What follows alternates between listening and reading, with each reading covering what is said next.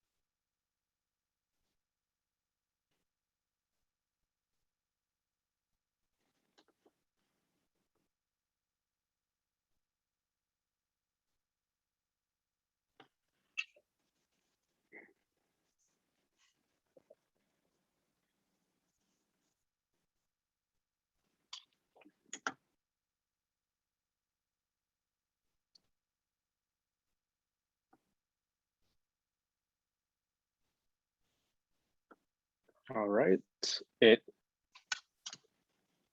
is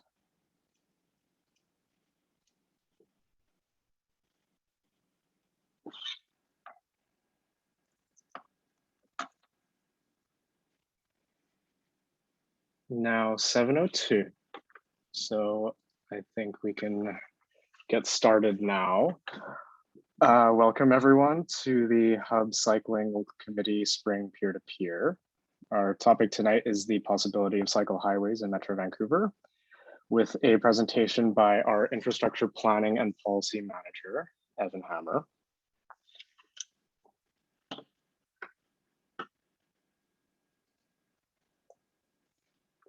So I'm just going to go quickly over an agenda for the next hour. First, I'll do some welcome and introductions, followed by context for the Cycle Highways project and how it fits into some of the other pieces at Hub Cycling and cycling advocacy.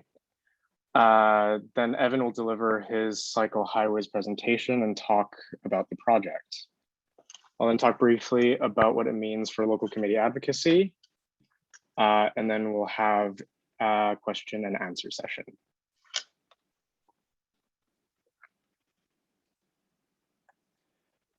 First, I want to acknowledge that Hub Cycling, through our various projects, operates on the traditional and unceded territories of many Indigenous peoples, including Halkomelem, Squamish, and Samish-speaking peoples. We had quite a lot of interest and high turnout for this event. Higher than a lot of our previous all committees or peer-to-peers, which is great. There's been a lot of interest in this topic, and it looks like many of our attendees aren't our regular local committee attendees. So all of you who have found yourself here out of curiosity will get a special peek into our research before it's released publicly. And for those of you who are less familiar with Hub Cycling's local committees, we have 10 local committees who advocate for bike infrastructure that is safe and comfortable for all ages and abilities in their municipalities across Metro Vancouver.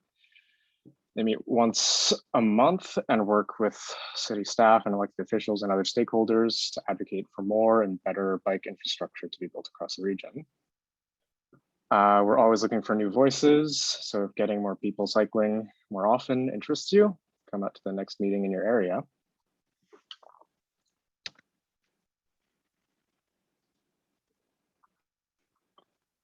I'm sure through this pandemic, you've all become familiarized with Zoom, but if you would like, try changing your name to add the local committee you represent, or if you stumbled in here, the external organization that you're affiliated with.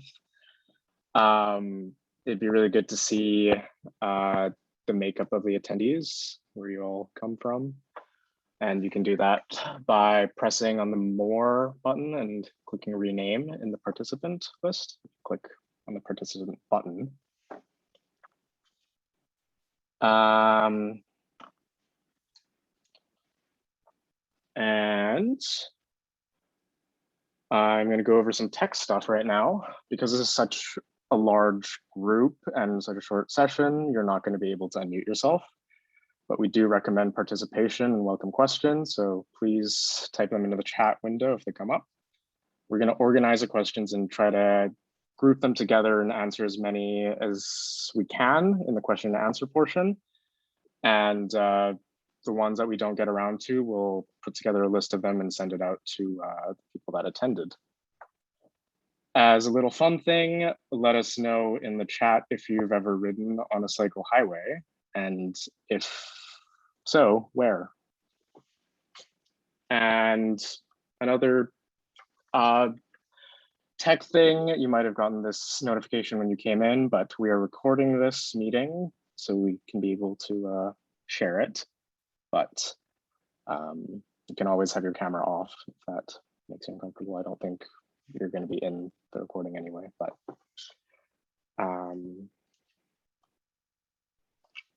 so our Cycle Highways project team consists of Evan Hammer, who I've already introduced, who is the project manager and infrastructure planner on this project.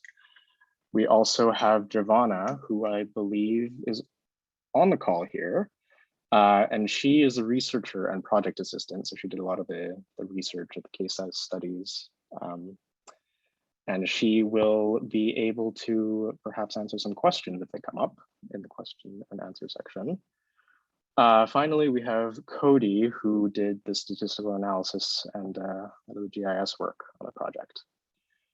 Aaron, our executive director, is also on the call and can answer questions if they come up.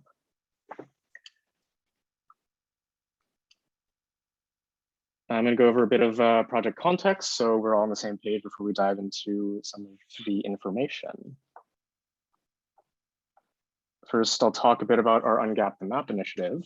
Our local committees have identified collectively over 400 priority gaps in the cycling network. These infrastructure gaps, when filled, will make a big impact in getting more people cycling more often. This gives us sort of a master plan for defining and prioritizing gaps in the cycling network across the region. The idea and conversation around cycle highways is intended to be a sort of jump forward, shifting the conversation to a new level. It's one thing to fill gaps and to get a complete network of bike lanes, but what about some of those long distance routes that might cross jurisdictional boundaries? These kinds of facilities have been built in other cities, as all the people typing in the chat, seems like a lot of people have written on them, and it's been shown that they make a big impact for ridership. Second, I'll talk about TransLink's major bikeway network. So TransLink is an important partner of Hub's, and it's part of their mandate to support active transportation. TransLink also provides a lot of funding across the region for bike infrastructure through various cost sharing programs.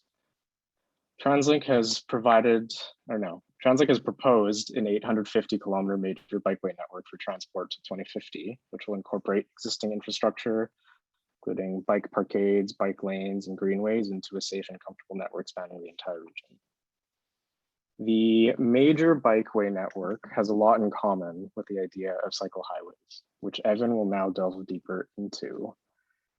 And while Evan gets his presentation ready, I invite you all to stretch, take a breath. Oh.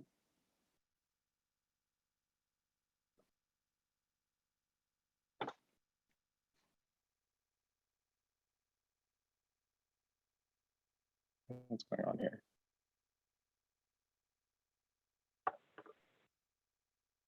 Thank you, Jonathan. Are you able to see my screen? It is not in full screen, but we can see it.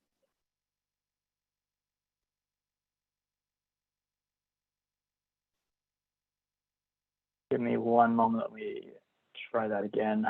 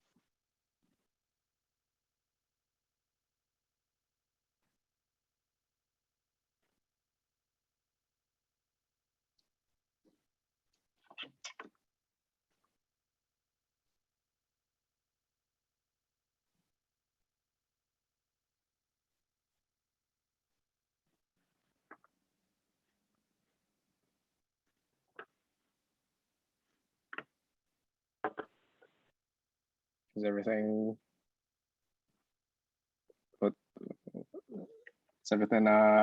working, Evan?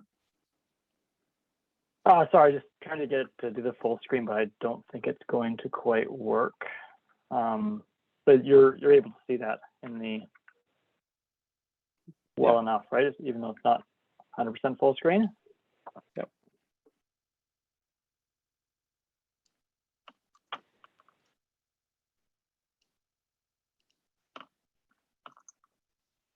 All right, well, thank you, everyone. Thank you, Jonathan. It's exciting to be able to provide everyone with a sneak peek of our cycling highway project, which we've been working on for months and months and plan to release in the next few weeks. So where are we going today? We're gonna look at the purpose of our study. We're gonna answer what some of you might be wondering, what are cycle highways? We're gonna take a look at the Vancouver context and the demand, learn about some of the benefits of cycle highways, draw key learnings from European and North American case studies, tie in with equity and an equity analysis piece, and then look at the GIS results from our analysis and next steps.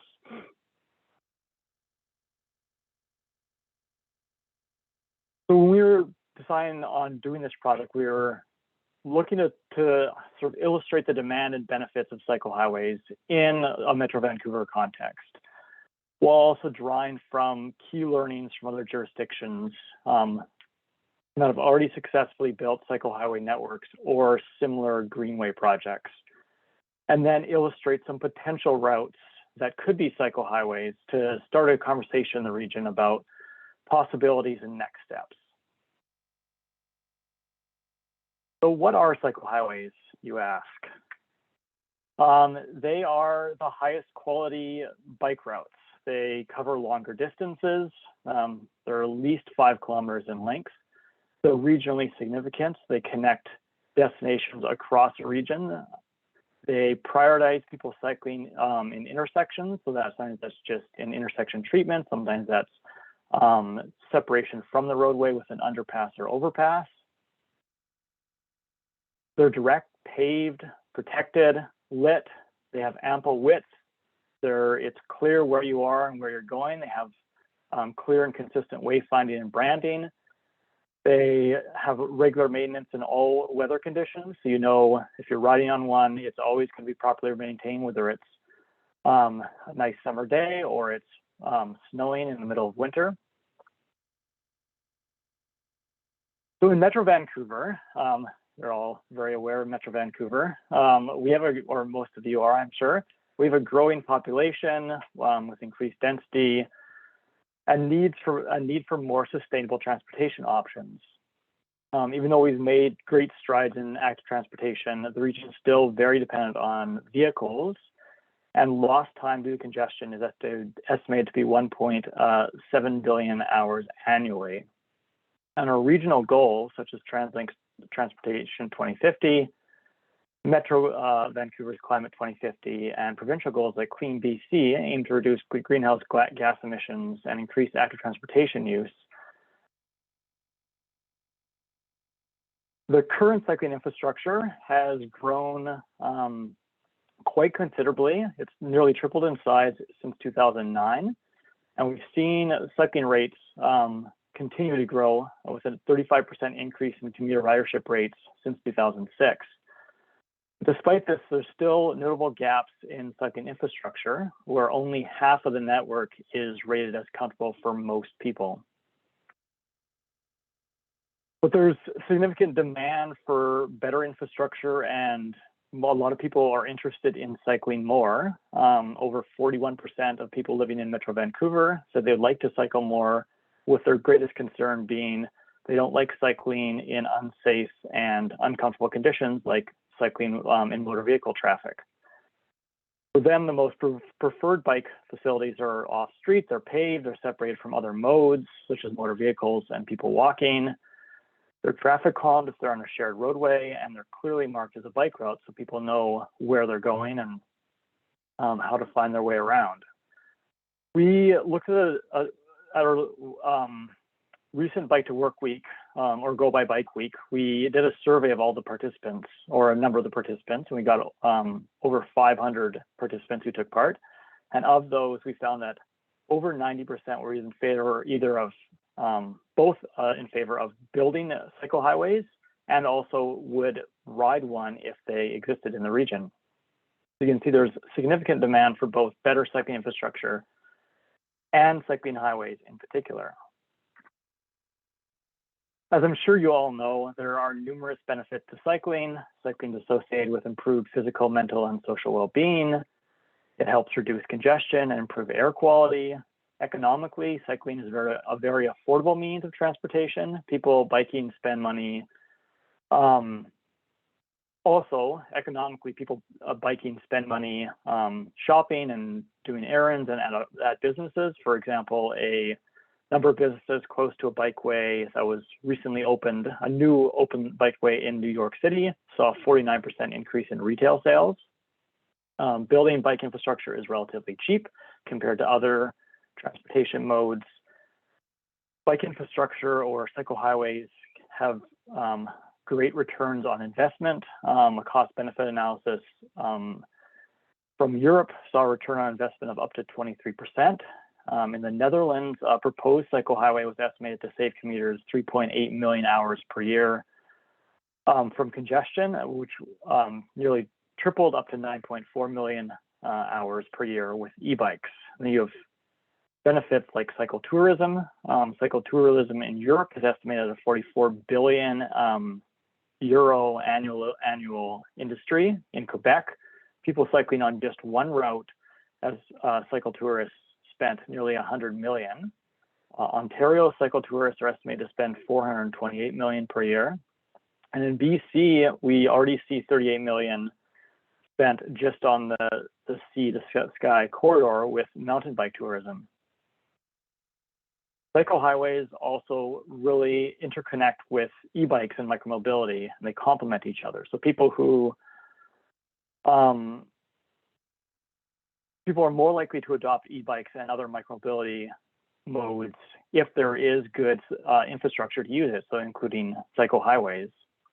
For example, 20% of users of a new cycle highway in the Netherlands said they bought an e-bike because that cycle highway existed. And having an e-bike or other micro-mobility device makes traveling longer distances easier, thus making longer trips on a cycle highway more likely to occur. In Metro Vancouver, we're seeing a large increase in e-bike usage. E-bike sales over the past 2 years have ranged from 100 to 500% growth. So for our case studies, we looked at existing cycle highways in the Netherlands, Denmark, and the UK.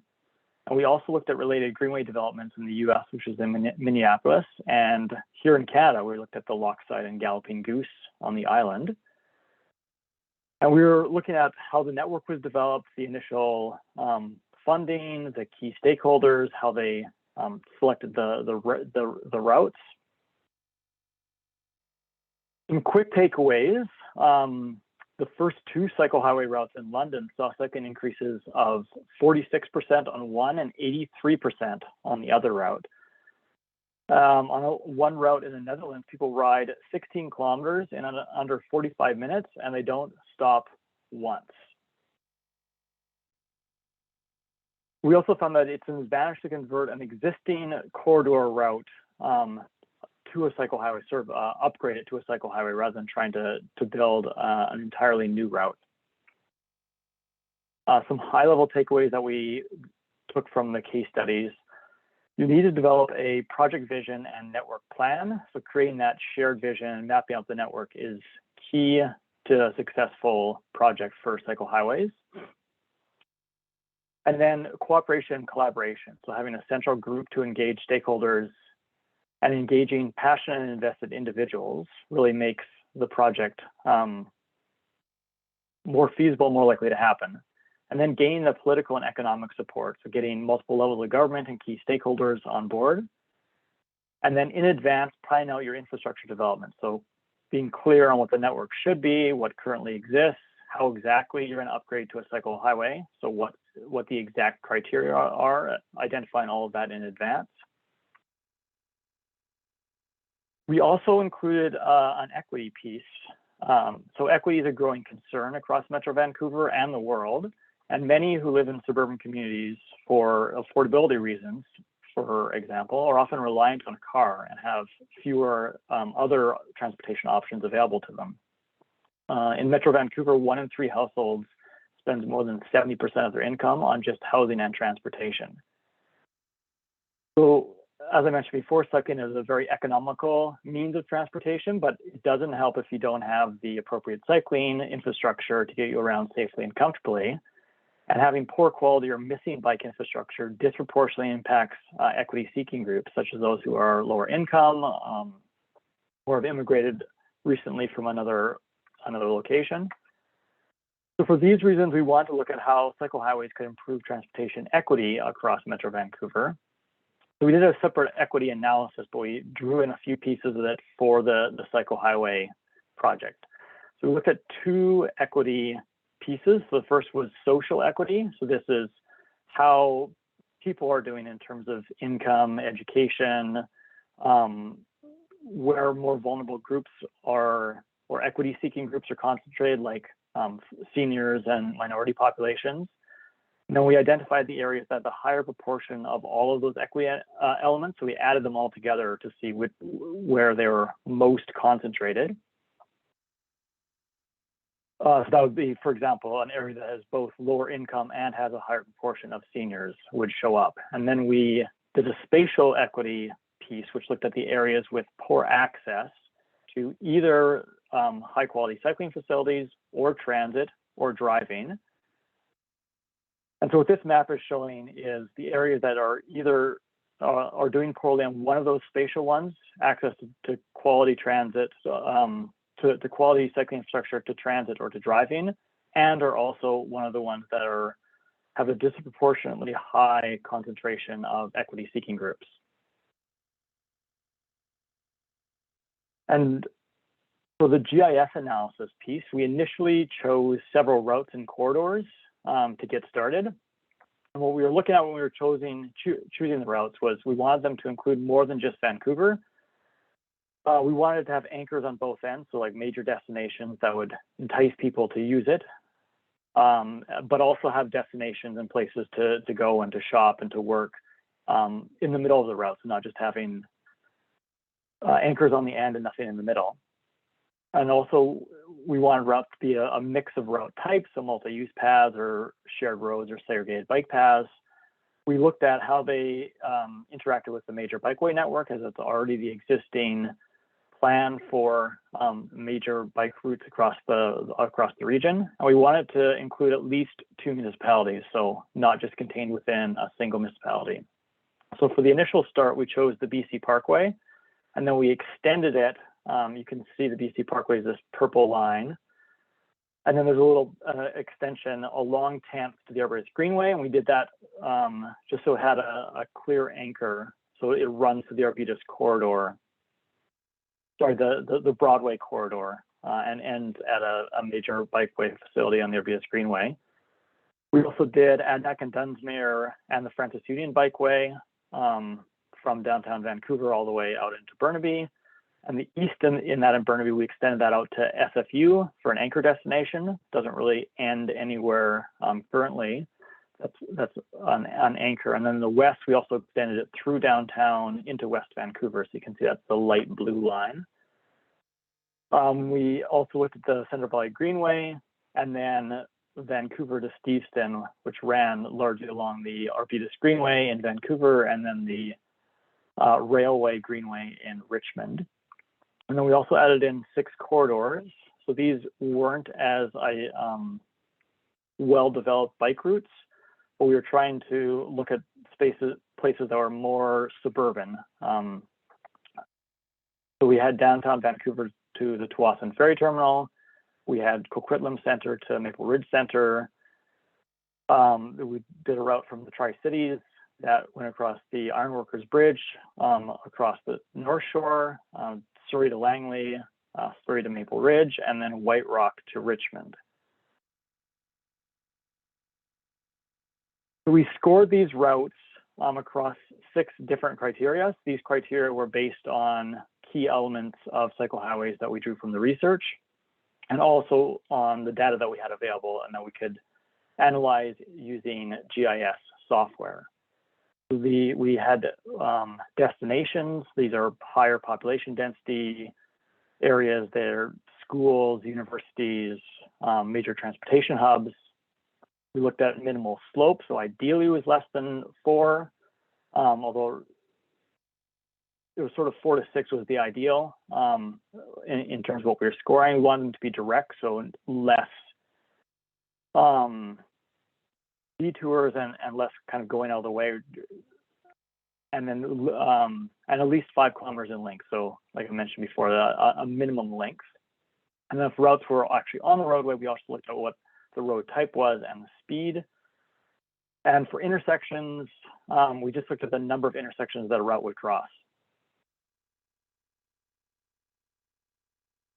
So this is one of the outputs that we got. The initial routes we analyzed sort of ended up in 3 different groupings. So ones close to the bottom that are more purplish tended to be more suburban and have somewhat lower scores. As you can see, they're all pretty much all the corridors. They're not necessarily existing routes, and certainly aren't the more used or some of the higher quality routes. But these suburban areas would be ones that would tend to benefit more from cycle highways. And the ones in the middle, which is sort of the yellowish gray ones, are a little less suburban. And then the highest scoring routes all included Vancouver. They're existing higher quality routes and had quite a lot of destinations along them, which was one of the reasons they got a higher score, and were all relatively flat. You can see how the extension, the BC extension that I mentioned, which is running along 10th ERPS Greenway, bumped up the BC Parkway score a little bit. While the Adneck extension from downtown through to West Vancouver jumped Adneck sort of from the middle up to the top third. So this illustrates how the different segments were scored. So the darker green got a higher score and the lighter green got a lower score. So you can see some like the BC Parkway, they scored well along most of the route. Others scored well in spots. So you can see, like, say, the Surrey to Maple Ridge one had higher scoring sections, but then sections that didn't score as highly, and that's because there weren't as many destinations. It wasn't as high population. The type of bike facility on that route wasn't as good, and so got lower scores. And so we also added the major bikeway network as an overlay here, as we're considering how these routes related to the major bikeway network. You can see most are on or closely aligned with the major bikeway network, with one of the more notable exceptions being the Tri-Cities to North Van route. You can see it doesn't have that orange line, but that is actually now included on the updated major bikeway network that Translink just released. We also did sort of a back analysis. So we chose those initial routes and corridors just to get us started, but then we added the criteria in and looked to see, were there any routes that we missed? Were there any other ones that based on this criteria might be good to consider? So you can see there was a number of routes in Vancouver mostly. And the few that weren't in Vancouver were almost entirely contained within whatever municipality they were in. So there's on the Richmond Dike, for example, shows up, but it's just within Richmond. And so these rankings are just to say that these are some potentials that could be upgraded based on the criteria. It's not to say that if they score lower, that's not a possible cycle highway. I think all of them are potential cycle highways, and the ones that tended to score lower, that are likely more suburban or just have lower quality facilities, and through lower populations, potentially stand to gain the most from having a cycle highway and connecting them to the region. So I'm going to pass it over to Jonathan in a moment to talk about how this connects to our local committee work. So as he's getting set up. I'll just mention some of our next steps. So we see cycle highways as sort of a jump forward in terms of ungapping the map. So imagine instead of just trying to fill an individual gap along a route or individual gaps, such as along, say, the Adnac Francis Union route, you upgraded the entire route to fill all of the gaps at once and have a high quality, lit, ample width facility with intersections that prioritize people cycling. TransLink has already developed the major bikeway network for the region. And so we see cycle highways as a potential for how those routes could look, being safe, fast, convenient, and modeled after some of the best learnings from Europe and elsewhere. And with all the issues that we're facing with around equity issues and congestion and climate change, both cycling in general and cycle highways in particular offer a silver bullet to move the regions forward and get more people cycling more often. So as I mentioned, we're planning to release the final report in a few weeks, so look out for that and continue to have discussions with decision makers on next steps and how this could potentially come to Metro Vancouver and hopefully start building a cycle highway.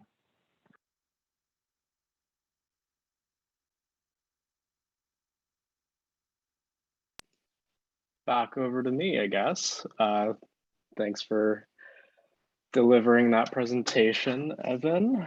I'm going to talk a little bit about what this means for local committee advocacy moving forward. As you can tell, we're in the very early stages of even conceptualizing what cycle highways could look like in our regional context. This isn't a final report, but rather a phase 1 type report on cycle highways. Some main priorities for local committees now is to just make it a part of the conversation regionally. Perhaps by identifying and working with specific municipalities that are more open to the concept and are more bike friendly, we can jumpstart and get this idea into the realm of reality. This can be done through identifying key corridors that can be easily converted through some of those easy, quick wins, such as unified signage, branding, and other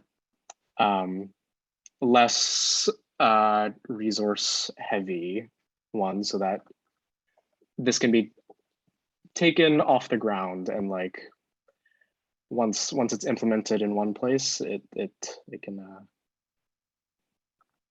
spread like contagion around the region. So moving on to our question and answer period.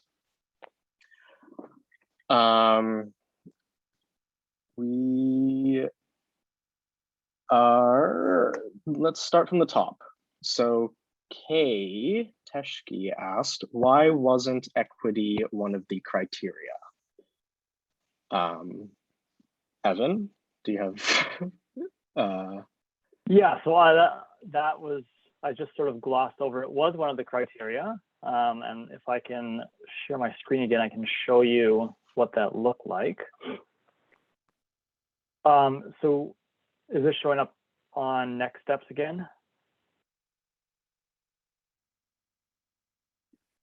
Yes.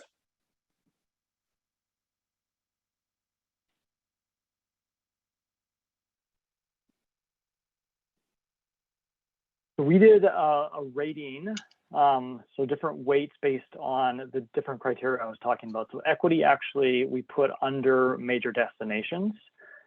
It's a consideration if maybe it should have been spun out to be its own criteria rather than sitting under major destinations, but that's how we did it in the study. So we gave it part of the major destinations, which had a 30% weight. So basically the map that I showed, I'll just jump back to that. where you can see the areas that had less spatial equity access and also ranked higher on the social equity ones. We added all those into the GIS to see if any of the routes went close to these areas. And so if they were close to any of these areas, they got additional points.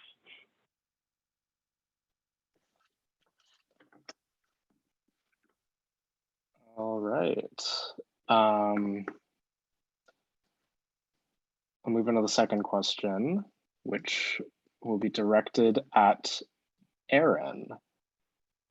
This question is from Jeff. The TransLink major bikeway network designation has some implications for funding with municipalities.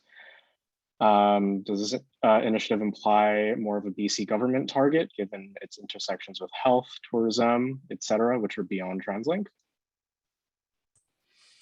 We are still power mapping who exactly we want to target with some of this information. Certainly, TransLink has been really involved already in the development of this report, and they were on the advisory committee.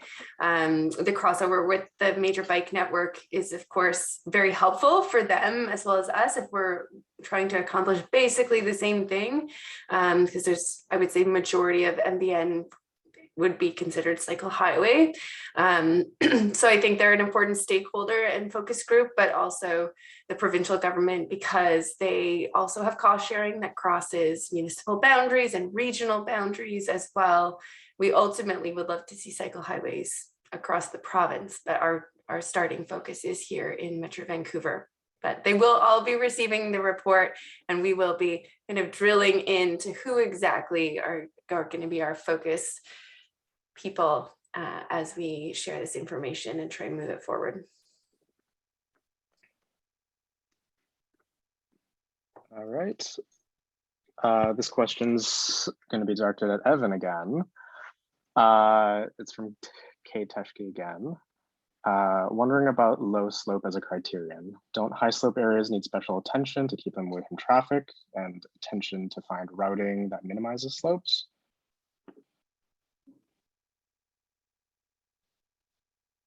Sorry, can you read that again, Jonathan?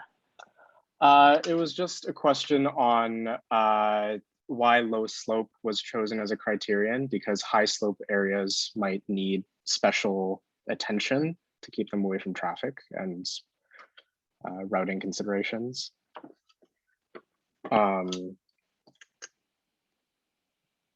Yeah, so we, first of all, the idea behind the cycle highway project was not to be like these have to be the criteria and these have to be the cycle highways, but just sort of get the conversation going. So it's great to hear these different ideas on the criteria. So we chose limited slope because when we were looking through the research to see what key elements of cycle highways were, one of them was having limited slope. But I totally agree that having higher slope ones that might get people away, like if you had a choice to be closer to traffic or in traffic, or do a higher slope one, that might be a better consideration. So I think pieces like that should definitely be considered, if, like for a next phase, if we're looking at cycle highways again, or when they're actually being constructed by municipalities and decision makers.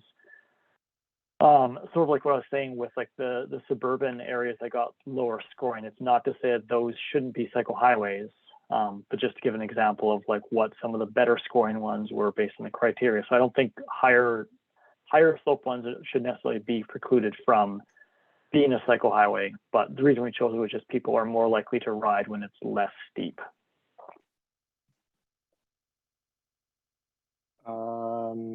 Feel free to ask follow-up questions in the chat if they come to mind from these answers. Next question. Which one should I pick? Okay, does a cycle highway have to support a certain speed? For example, 40 kilometers per hour? If not, then what would the definition be? Does a Central Valley Greenway count? Evan?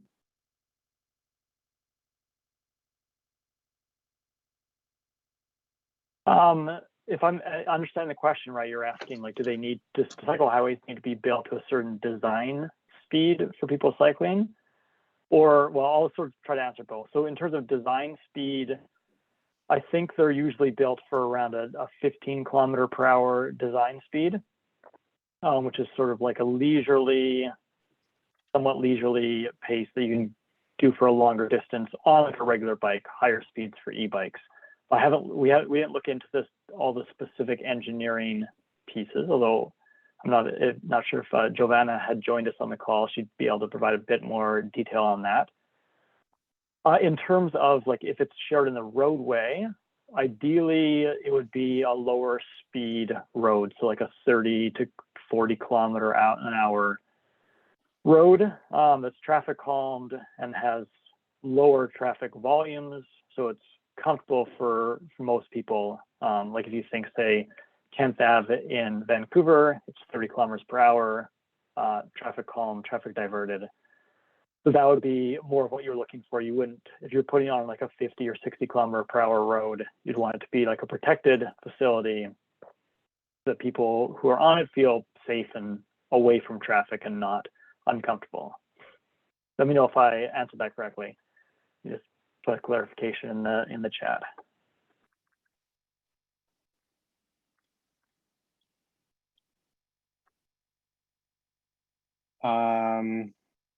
I've got a question here from Dawn from the North Shore, which you might be able to answer. I know there's a whole section about the definition of cycle highways in the report, but what is the definition of a cycle highway versus a greenway, for example?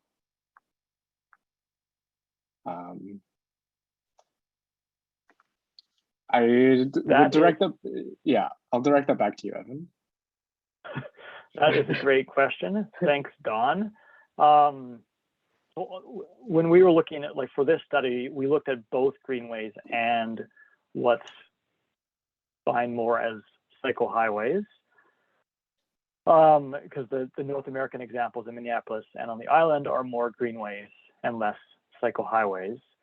The distinction between them is because each jurisdiction sort of defined the cycle highway based on their own criteria, and we drew sort of the higher level one. So it'd be like if we were to put in cycle highways in Vancouver or Metro Vancouver and decide how those are different from, say, a greenway, we would sort of decide on the specific criteria. But greenways tend to be they're not necessarily as much for transportation. They're not necessarily connecting as much destinations. They can be more multi-use, which is fine for cycle highways, but generally for cycle highways, you're trying to get more mode, at least segregation between people walking and cycling because of the speed differences. So it's a bit of that difference between greenways are a bit more recreational and cycle highways are more transportation oriented, although they can definitely be recreational with cycle tourism.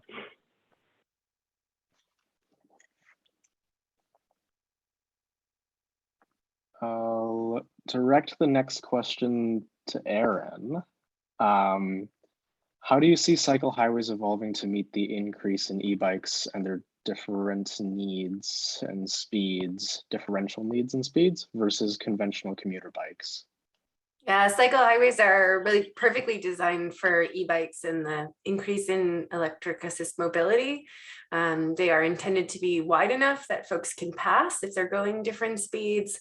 And because they are ideally separated from motor vehicle traffic and other modes, it reduces some of the confusion with other differential modes. So fewer things to think about. And those longer distances, of course, are supported by electric bicycles. I love hearing the stat that Evan mentioned earlier on, is that some people were inspired by the cycle highways to buy e-bikes, not just the other way around. So as the growth of e-bikes continues dramatically, I think the case for cycle highways only grows as well.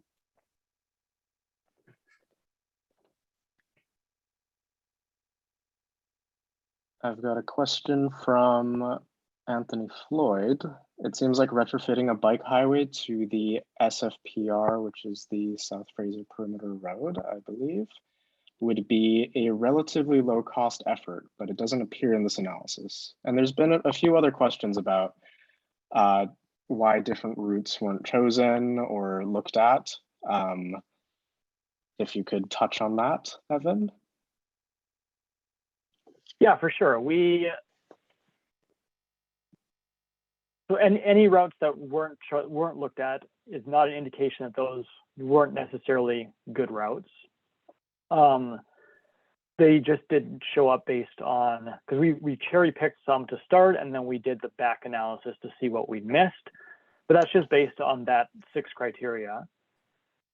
So it's not to say that there's a number of other good routes that should be considered, but they just didn't show up based on that 6 criteria. So the SPPR might be a great route for some other different pieces. And like I was mentioning, with like more suburban ones that tended to score lower, they score lower because they don't have all the destinations and the population density, and they don't necessarily have as good existing bike facilities, but they're probably the ones that we want to really make sure that they have a cycle highway. So something on the SPPR that might be a really good one for some other criteria and link in a number of suburban destinations and suburban neighborhoods is another potential one that could easily be considered in a follow-up to this. So like I said, we're not trying to preclude like any of the routes. The analysis was sort of short and intense, and so there's ones that are missed, and we're only looking at those 6 criteria. So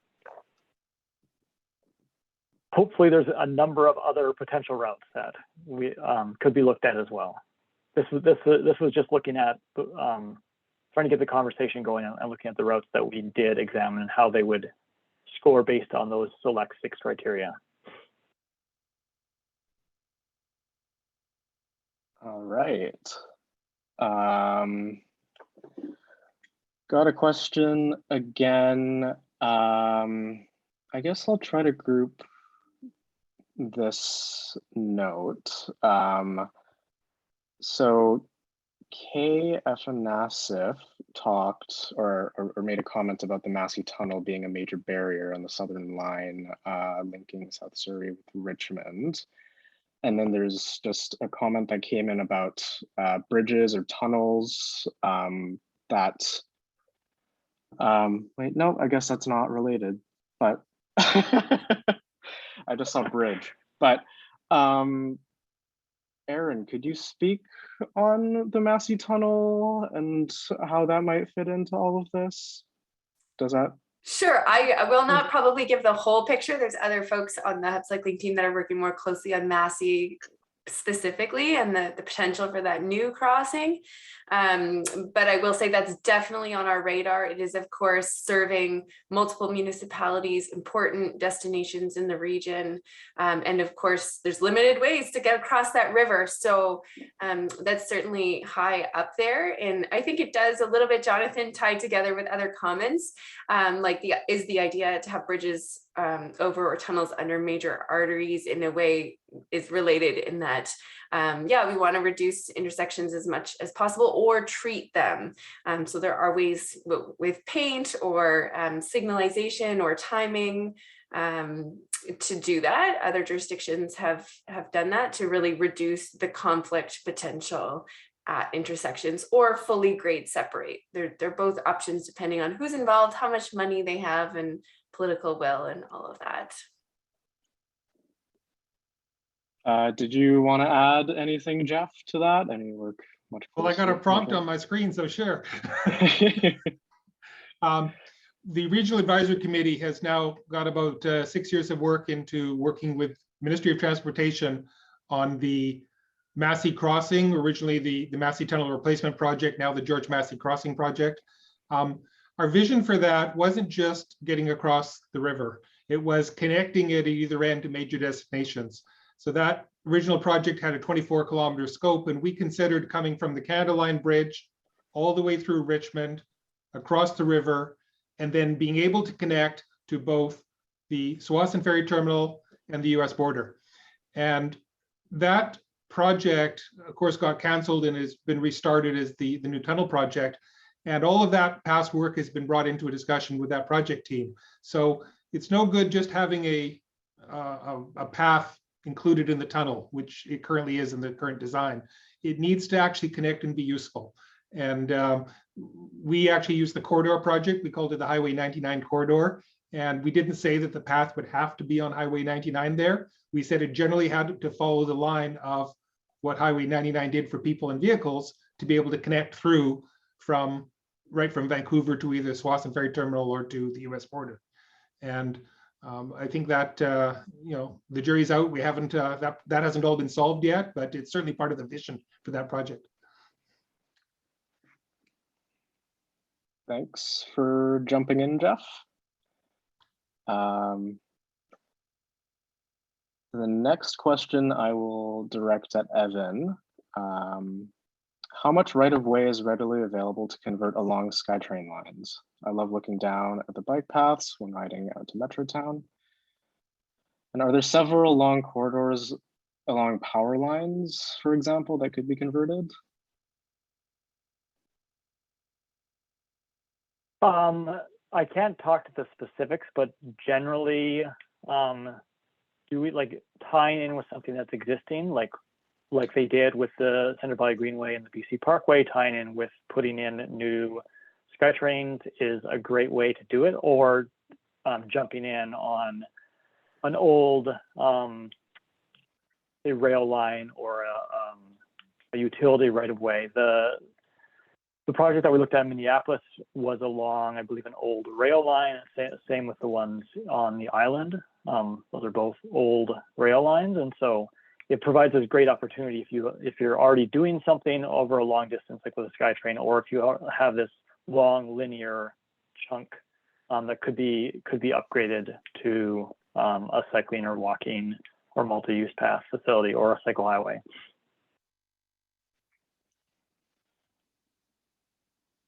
And Tim added that the BC Hydro Rail Corridor in Surrey from Scott Road Station to Langley would be a great route.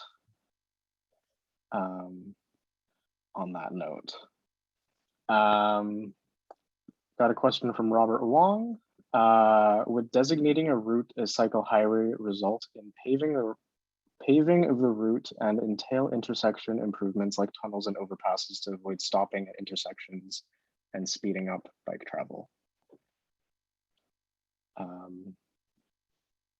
I can jump on that. Ideally, yes. So that's sort of the vision. So when we looked at how other jurisdictions upgraded, say, a bike facility to a cycle highway, they had a number of criteria, which, if you remember, I mentioned, those are sort of agreed on in advance, so that everyone could agree this is what a cycle highway is. It needs to have all these different pieces. Some of them will have like a scoring system, so it needs to hit like it's 70 points before we'll consider it to be a cycle highway, with some minimums. So you'd say, okay, it needs to have this minimum width, it needs to have these type of intersection treatments, it needs to have this and this and this before it will become a cycle highway. That's kind of the vision, that they, like an existing route would need to hit all these different criteria before it could be considered a cycle highway. And then, if it was sort of included in TransLink's funding, like the MBN is, then municipalities would be able to apply for funding or more funding if they're saying, hey, I'm going to take this route and make it better. I'm going to take this route and upgrade it to a cycle highway. But that's all not existing at the moment. But that's sort of what we'd envision and what we'd hope for.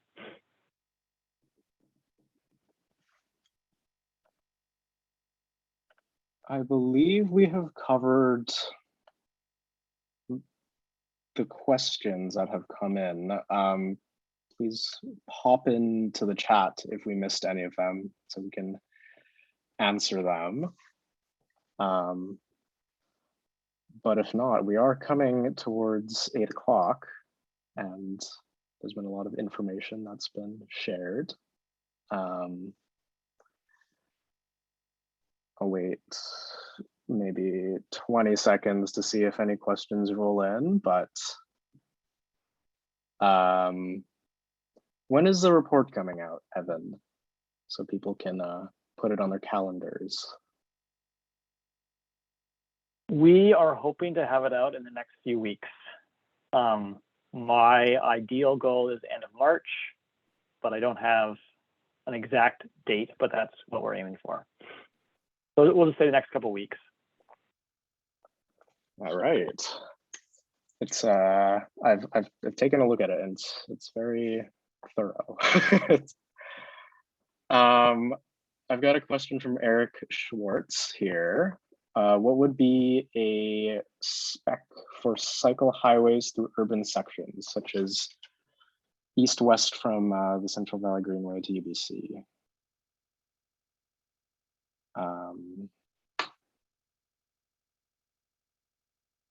Do you have any insights on that, Evan? Sorry, you said what's the specifications? Yes, specifications, I believe. Yes, a spec. I would assume so, yes. Yeah, so we sort of identified like some of those specifications in those criteria that we outlined, as well as a number of others that I mentioned, like that it has ample width and it's paved and it's lit. But drawing on the experience that we've seen, or I should say, and drawing on the experience we've seen from other jurisdictions, like the European examples, the specification for how to shift from existing routes in Metro Vancouver to a cycle highway should be something that's agreed upon by the region. So you'd get the municipalities would be in conversation and some of the regional authorities, and they would all decide on these are the specifications for what a cycle highway would look like, which ideally would include all of those elements of being appropriate width and lit and paved and intersection prioritization on all those different pieces.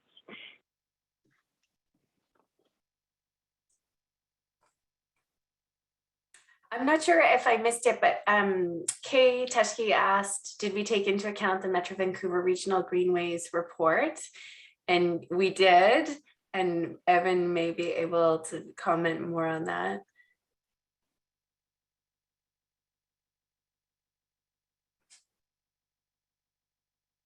Yeah, we looked at sort of the regional context, including the work that Metro Vancouver has done on regional greenways and TransLink's major bikeway network and those different elements. We were hoping to include that in the GIS analysis, so drawing on, say, for example, parks, regional parks in the area, and the existing regional greenway network that Metro Van recently updated as part of Metro 2050. But we didn't have enough of the data to be able to do that as part of this analysis. We're hoping that that would be something that would happen sort of on the next step. Well, we are coming up to 8 o'clock here. I think we answered